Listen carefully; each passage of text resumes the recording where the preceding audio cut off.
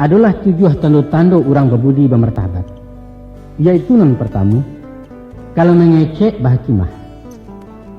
Bapikir apa yang patut dikatakan tapi pantang mengatakan apa yang tak pikir.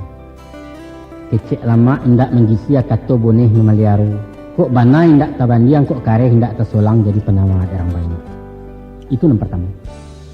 Dan kedua, kalau menolong hendak ria. Suko baragiah basidakah penyantun ke orang hendak paibo baki si bansai. Tapi memberi kerana Allah bukan mengharap pembalasan atau pujian dapat sanjuang konon membangkit di mahamun. Dan ketiga, kalau bakato hendak sombong.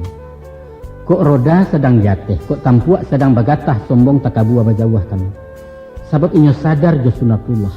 Bumi bareda dari sumbunya alam berputar jo iradat. Sini basah disuak kok karyang nan jatuh musi ke bawah di sinan rumah berkuliah. Nan kampe kalau bantah tak pandandang.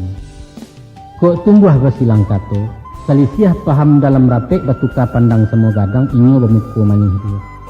Perundiang berbatih bainggoan dapik dirimbo hilang disamak nan batin pantang kemerangrang. Dan kalimo kok susah hendak tagamang.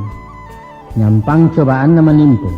Awak bansai penyangki ampi adung sanak jadi orang lain yang sayang lajajok pulo. Inyo baiman taguah juga. Pantangnya mau upe-upe menyasa menyadaun tuang.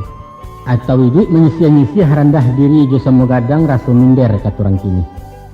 Dan keenam kalau disapu hendak peninjuang.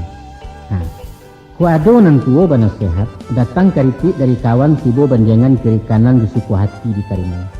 Bukan marabo memburengeh emosi nak manang surang orang sayang sang terjajok, bukan. Kok talangkahnya surit, kok terdorongnya kembali lagi maaf dipuhun kami. Dan ketujuh, kok bagawa indak pendingin.